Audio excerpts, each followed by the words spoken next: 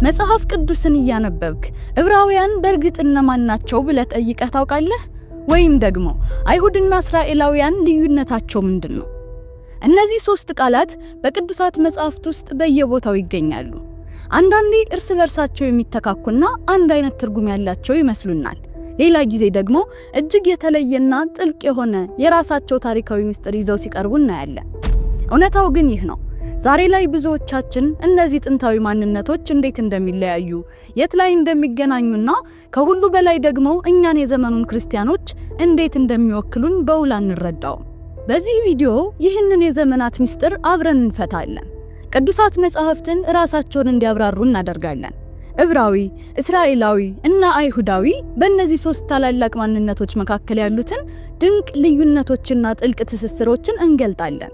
በዮሐንስ ወንጌል ምዕራፍ 8 ቁጥር 32 ላይ ጌታችን ኢየሱስ ክርስቶስ እውነትም ታውቃላችሁ፣ እውነትም አርነት ያወጣችኋል እንዳለው እንግዲህ ከዕብራዊ አብርሃም ድንኳን ጀምሮ በምድረ በዳ እስከ ተጓዙት የእስራኤል ልጆች በመጨረሻም እስከ አዲስ ኪዳን ዘመን አይሁድ ድረስ የምናደርገውን ይህንን ታላቅ መንፈሳዊና ታሪካዊ ጉዞ ተከታተሉን። እስከ መጨረሻው ብትመለከቱን በሕይወታችሁ እንደምታተርፉ ባለሙሉ እምነት ነን። ይህ ይባቤ ሚዲያ ነው። በስመ አብ ወወልድ ወመንፈስ ቅዱስ አሐዱ አምላክ አሜን። ወደ ኋላ ወደ ጥንታዊ የታሪክ ዘመን እንጓዝ። መጽሐፍ ቅዱስን ስንገልጥ ይህ ዕብራዊ የሚለው ቃል ለመጀመሪያ ጊዜ ብቅ የሚለው በዘፍጥረት መጽሐፍ ምዕራፍ 14 ቁጥር 13 ላይ እንዲህ ይላል። ሎጥ ተማርኮ ከተወሰደ በኋላ አንድ ያመለጠ ሰው መጥቶ ለዕብራዊ ለአብርሃም ነገረው ይለናል። እዚህ ላይ ቆም ብለን ማሰባችን አይቀርም። መንፈስ ቅዱስ አብርሃም እንዲጠራባቸው የሚችሉ ብዙ ታላላቅ ማዕረጎች ነበሩት። የእግዚአብሔር ወዳጅ፣ ነብይ፣ የከብት ጌታ ወይንም ዘላን ሊለው ይችል ነበር። ነገር ግን ቅዱስ ቃሉ ሆን ብሎ በተለየ ሁኔታ ዕብራዊ አብርሃም ብሎ ጠራው። ይህ በአጋጣሚ የተጻፈ ቃል አይደለም። ይህ ምርጫ እኛም ዛሬ ዕብራዊ ማለት በእርግጥ ምን ማለት ነው ብለን እንድንጠይቅ የሚጋብዘን ጥልቅ ምስጢር የያዘ ነው። የቋንቋ ምሁራን ወደ ጥንታዊ የዕብራይስጥ ስርወ ቃል ሲወስዱን አስገራሚ እውነት እንገልጣለን። ዕብራዊ የሚለው ቃል የመጣው ኢብሪ ከሚለው ቃል ሲሆን ትርጉሙም የተሻገረ ማለት ነው። ይህ ቃል አቫር ወይም አሻር ከሚለው ግስ የወጣ ሲሆን ከአንድ ወገን ወደ ሌላ ወገን መሄድ፣ ወንዝን ወይም ድንበርን አቋርጦ ማለፍ የሚል ትርጉም አለው። ይህ ዝም ብሎ የተሰጠ የክብር ስም አይደለም። አብርሃም በሕይወቱ ያደረገውን እውነተኛና ታሪካዊ ድርጊት የሚገልጽ ቃል ነው። እግዚአብሔር አብርሃምን በጠራው ጊዜ አብርሃም ታላቁን የኤፍራጥስን ወንዝ ተሻግሮ ከከለዳውያን ኡርና ከካራን ወጥቶ ወደ ተስፋይቱ ምድር ወደ ከነዓን ገባ። ድንበር ጥሶ ተሻገረ። ነገር ግን አብርሃም የተሻገረው አካላዊውን ወንዝ ብቻ አልነበረም። ይህ መሻገር ከምድራዊ ጉዞ እጅግ የጠለቀ መንፈሳዊ መሻገር ነበር።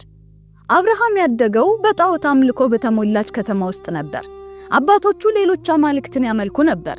ስለዚህ አብርሃም ድንበር ሲሻገር ከብዙ አማልክት አምልኮ ወደ አንዱና እውነተኛው አምላክ አምልኮ ተሻገረ። ከጨለማ ወደ ብርሃን፣ ከድሮ ማንነቱ ወደ አዲስ የቃል ኪዳን ሕይወት ተሻገረ። ምኞቱን፣ የሚያውቀውን ባህል እና ቤተሰቡን ትቶ እግዚአብሔር ወደሚያሳየው ወደማያውቀው አዲስ ዓለም በእምነት ተራመደ። ስለዚህ መጽሐፍ ቅዱስ ዕብራዊው አብርሃም ሲለው ከዘር ግንድ በላይ የሆነን ትልቅ ማንነት እያሳየን ነው። በታዛዥነትና በእምነት ሁሉን ትቶ የተሻገረውን ሰው እያስተዋወቀን ነው። በዚህ መነጽር ስናየው ዕብራዊ የሚለው ቃል መጀመሪያ ላይ የደም ወይም የዘር መለያ ሳይሆን የቃል ኪዳንና የእምነት ማንነትን የሚገልጽ ነበር። የሚያስደንቀው ነገር ይህ የመሻገር ማንነት በአብርሃም ሕይወት ብቻ አላበቃም፣ በዘሮቹም ቀጠለ እንጂ። ከዓመታት በኋላ የልጅ ልጁ ዮሴፍ በግብጽ እስር ቤት ውስጥ በግፍ ታስሮ ሳለ ማንነቱን ሲገልጽ እኔ ከዕብራውያን ሀገር በስርቆት ተወስጄ መጥቻለሁ በማለት ራሱን የዚህ የተሻገረ ትውልድ አካል አድርጎ ይቆጥራል። በኋላም እስራኤላውያንን በግብጽ በባርነት በነበሩበት ጊዜ ፈርዖን የዕብራውያንን ሕፃናት እንዲገደሉ ለዕብራውያን አዋላጆች ትእዛዝ ሲሰጥ እናያለን። ይህ የሚያሳየን በዙሪያቸው የነበሩት አሕዛብ፣ ግብጻውያን፣ ፍልስጤማውያንና ሌሎችም የእግዚአብሔርን ሕዝብ የሚጠሩት ዕብራውያን እያሉ እንደነበር ነው። ለምሳሌ በአንደኛ ሳሙኤል ምዕራፍ 14 ከቁጥር 11 ላይ ፍልስጤማውያን ሲያፌዙ እነሆ ዕብራውያን ከተደበቁባቸው ጉድጓዶች ወጡ ይላሉ። አሕዛብ ይህንን ስም የሚጠቀሙት እነዚህ ሰዎች ከኛ የተለዩ ናቸው፣ ድንበር ተሻግረው የመጡ አንዱን አምላክ ብቻ የሚያመልኩ ባዕዳን ናቸው ብሎ ለመለየት ነበር። እንግዲህ ይህንን ጠቅለል ስናደርገው ዕብራዊ መሆን ማለት ፖለቲካዊ ማንነት ወይም የዜግነት ጉዳይ አልነበረም። ዕብራዊ መሆን ማለት የእግዚአብሔርን ድምጽ ሰምቶ የድሮውን ሕይወት ትቶ ወደ አዲስ ተስፋ የተሻገረ በእግዚአብሔር ተጠርቶ የተለየ የሰዎች ስብስብ አካል መሆን ማለት ነው። ይህ ቃል መነሻችንንና በእምነት የምናደርገውን ታላቅ መሻገር ያስታውሰናል። ዕብራዊ መሆን ከግለሰብ እምነትና ከመሻገር ጋር የተያያዘ መሆኑን ካየን አሁን ደግሞ በታሪኩ ወደፊት እንጓዝና ሁለተኛውን ታላቅ ጥያቄን መልስ። እስራኤላውያን እነማን ናቸው? ይህንን ጥልቅ ማንነት ለመረዳት በመጽሐፍ ቅዱስ ውስጥ ወደ ተመዘገበ አንድ ወሳኝና አስገራሚ ሌሊት መሄድ አለብን። የአብርሃም የልጅ ልጅ የሆነው ያዕቆብ በዘፍጥረት ምዕራፍ 32 ላይ ሕይወቱን ሙሉ በሙሉ የሚቀየር ክስተት ገጠመው። በያቦቅ ወንዝ አጠገብ ያዕቆብ ብቻውን ቀረ። በዚያም ሌሊቱን ሙሉ ከእግዚአብሔር መልአክ ጋር ሲታገል አደረ። ንጋት ሲቀድ ያ አስደናቂ ድምጽ በዘፍጥረት ምዕራፍ 32 ከቁጥር 28 ላይ እንዲህ ሲል ተሰማ። ከእግዚአብሔርና ከሰው ጋር ታግለህ አሸንፈሃልና ከእንግዲህ ወዲህ ስምህ እስራኤል ይባላል እንጂ ያዕቆብ አይባልም። በዚያች ቅጽበት ያዕቆብ አዲስ ማንነትን ተቀበለ፣ እስራኤል። ይህ ስም የመላው ብሔር የመሰረት ድንጋይ ሆነ። ከያዕቆብ ወይም ከእስራኤል 12ቱ አባቶች ወጡ። ሮቤል፣ ስምዖን፣ ሌዊ፣ ይሁዳ፣ ይሳኮር፣ ዛብሎን፣ ዮሴፍ፣ ብንያም፣ ዳን፣ ንፍታሌም፣ ጋድና አሴር። የእነዚህ የ12ቱ ልጆች የዘር ግንድ ራሳቸው የእስራኤል ነገዶች ሆኑ። ስለዚህ በመሰረታዊ ትርጓሜው እስራኤላዊ ማለት ስሙ ወደ እስራኤል የተቀየረው የያዕቆብ ቀጥታ የዘር ሐረግ ማለት ነው። ነገር ግን ታሪኩ እዚህ ላይ አይቆምም። እንደ አንድ ቤተሰብ የጀመረው ይህ ማንነት በፍጥነት እያደገ ሄደ። በዘጸአት ምዕራፍ 1 ቁጥር 7 ላይ እንደተመዘገበው በግብጽ ምድር የእስራኤልም ልጆች ፈሩ፣ ተባዙም፣ እጅግም በረቱ፣ ምድሪቱንም በእነርሱ ተሞላች። እግዚአብሔር ለአብርሃም ለይስሐቅና ለያዕቆብ የገባው የተስፋ ቃል በተጨባጭ እየተፈጸመ ነበር። እግዚአብሔር ሙሴን በሲና ተራራ ላይ በሚነድ ቁጥቋጦ ውስጥ ሲጠራው ራሱን የአብርሃም አምላክ፣ የይስሐቅ አምላክ፣ የያዕቆብ አምላክ ብሎ በማስተዋወቅ ያንን ጥንታዊ የቃል ኪዳን ትስስር በቀጥታ ከነዚህ በባርነት ካሉት የእስራኤል ልጆች ጋር አቆራኘው። እግዚአብሔር በታላቅ ክንድ ከግብጽ ባርነት አውጥቶ በምድረ በዳ መርቶ በሲና ተራራ ላይ ሕጉን ሲሰጣቸው ይህ የሰዎች ስብስብ ከቤተሰብነት አልፎ ወደ አንድ የተመረጠ የቃል ኪዳን ሀገር ተሸጋገረ። ዘዳግም ምዕራፍ 7 ከቁጥር 6 ይህንን ልዩ ጥሪና ማንነት እንዲህ በማለት አጉልቶ ያሳየናል። አንተ ለአምላክህ ለእግዚአብሔር ቅዱስ ሕዝብ ነህና በምድር ፊት ካሉ አሕዛብ ሁሉ ለእርሱ ራሱ ሕዝብ ትሆን ዘንድ ለአምላክህ እግዚአብሔር መርጦሃል። እንግዲህ እስራኤላዊ መሆን ማለት ትክክለኛ የዘር ሐረግ ከመያዝ እጅግ የዘለለ ትርጉም ነበረው። የእግዚአብሔርን ቅድስና ሊያንጸባርቅ፣ ሕጉን ሊጠብቅ እና በአሕዛብ መካከል የብርሃን ታቦት ሆኖ የተስፋውን ቃል ወደ ዓለም ሊሸከም የተመረጠው የቃል ኪዳን ብሔር አካል መሆን ማለት ነበር። ሆኖም ይህ ኃያልና የተባበረ ማንነት ሁልጊዜ በዚህ አቋም አልቀጠለም። ከንጉስ ዳዊትና ከልጁ ከንጉስ ሰሎሞን ዘመነ መንግስት በኋላ በእስራኤል ታሪክ ውስጥ ታላቅ ቀውስ ተከሰተ። የተባበረችው ታላቂቱ የእስራኤል መንግስት ለሁለት ተከፈለች። በሰሜን በኩል ያሉት 10 ነገዶች ሲገነጠሉ ዋና ከተማቸውን ሰማሪያ አድርገው ጥንታዊውን እና ታላቁን ስም ይዘው ቀጠሉ። የእስራኤል መንግስት ተብለው ተጠሩ።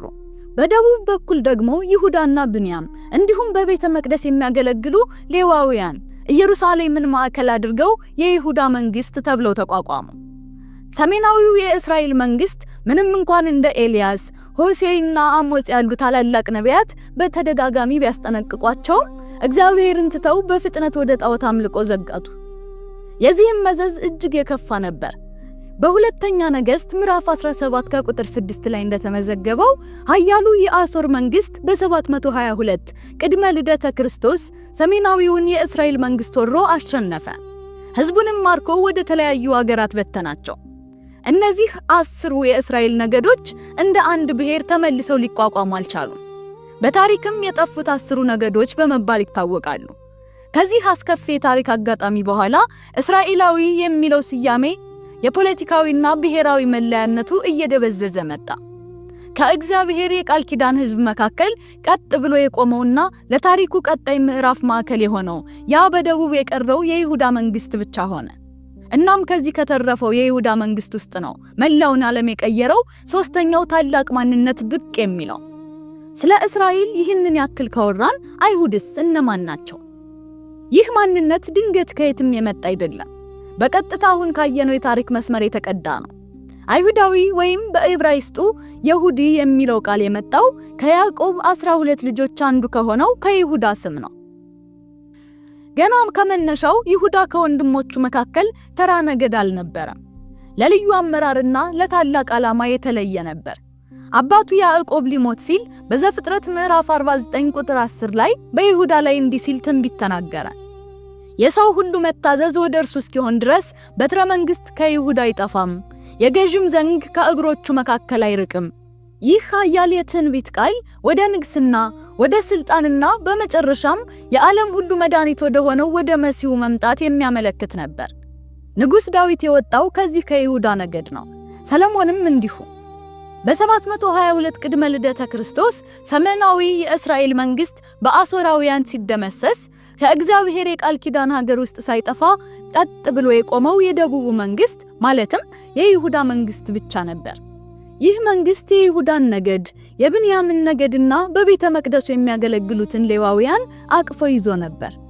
የሰሜኑ 10 ነገዶች ከጠፉ በኋላ ይህ የደቡብ መንግስት የእግዚአብሔር ቃል ኪዳን ህዝብ ብቸኛና ግልጽ ቀጣይ ሆነ።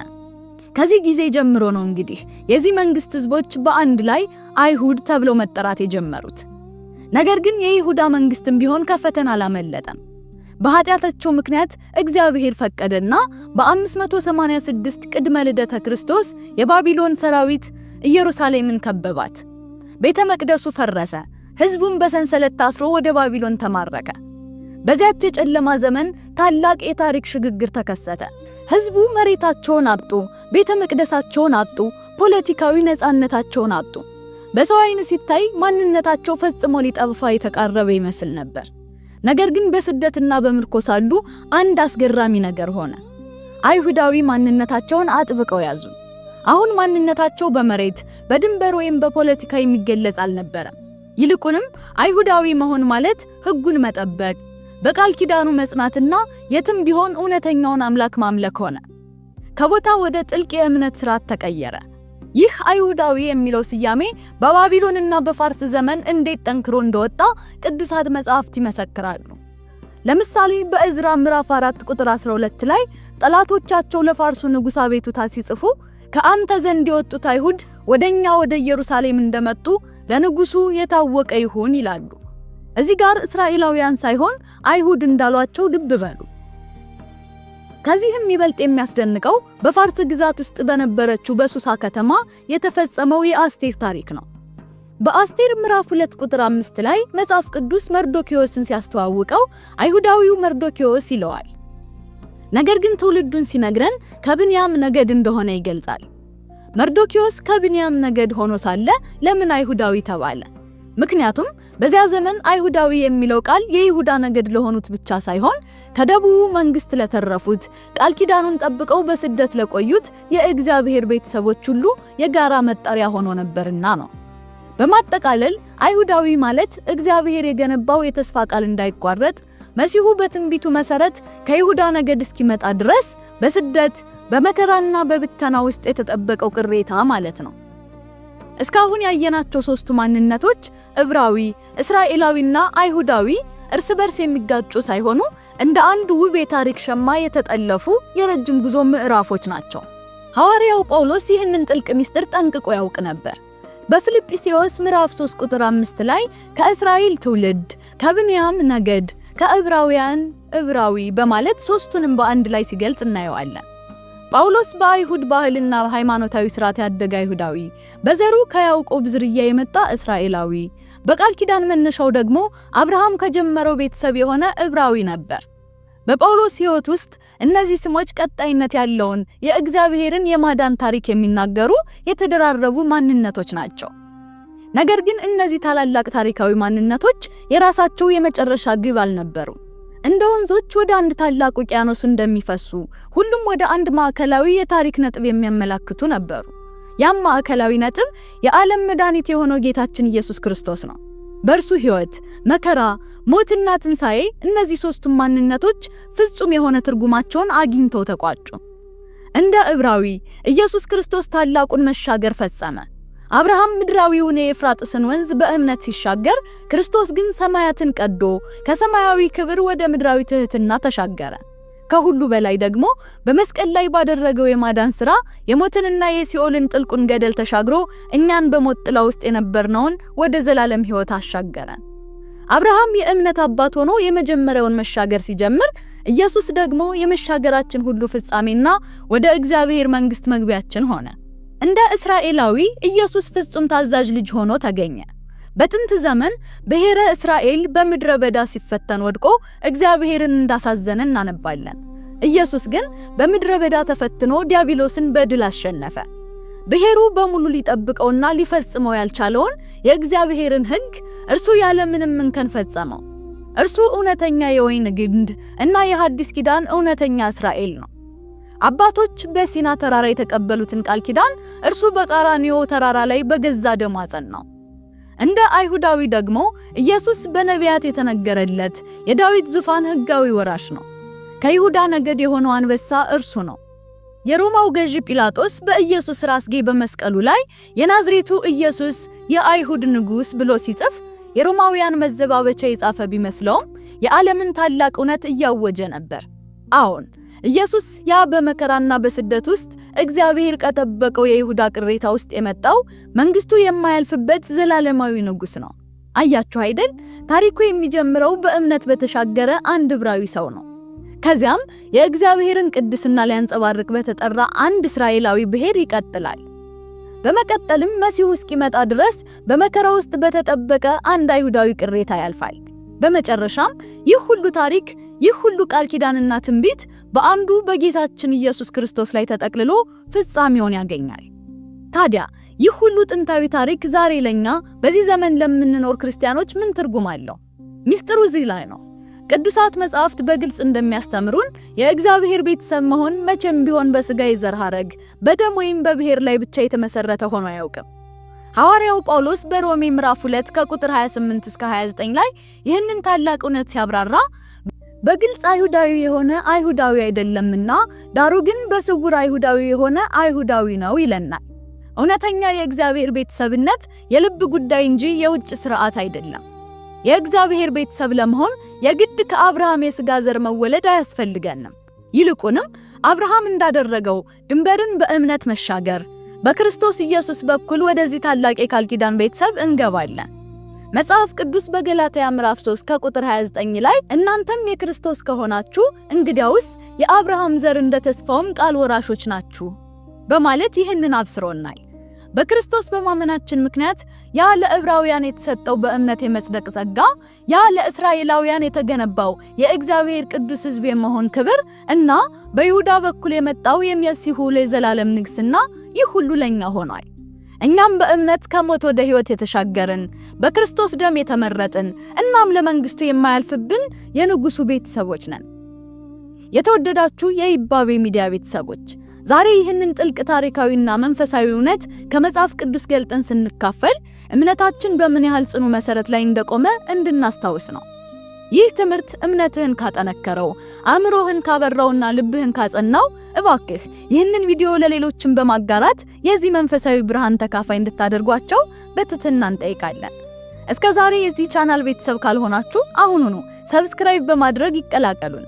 ወደፊት የምናቀርባቸውን መሰል ጥልቅ ሲኒማቲክና አስተማሪ ዘጋቢ ፊልሞችን በየጊዜው ማግኘት ትችላላችሁ። እንዲሁም የእናንተ አስተያየት ለኛ ትልቅ ዋጋ አለው። ከዚህ ትምህርት ምን ተረዳችሁ? ወይንም በመጽሐፍ ቅዱስ ታሪክ ውስጥ ግልጽ ያልሆነላችሁንና ቀጣይ እንድንሰራላችሁ የምትፈልጉትን ርዕስ ከታች ባለው የአስተያየት መስጫ ላይ ይጻፉልን። እግዚአብሔር አምላክ የቃል ኪዳኑ በረከት ተካፋዮች አድርገን። ቸርን ሰንብት።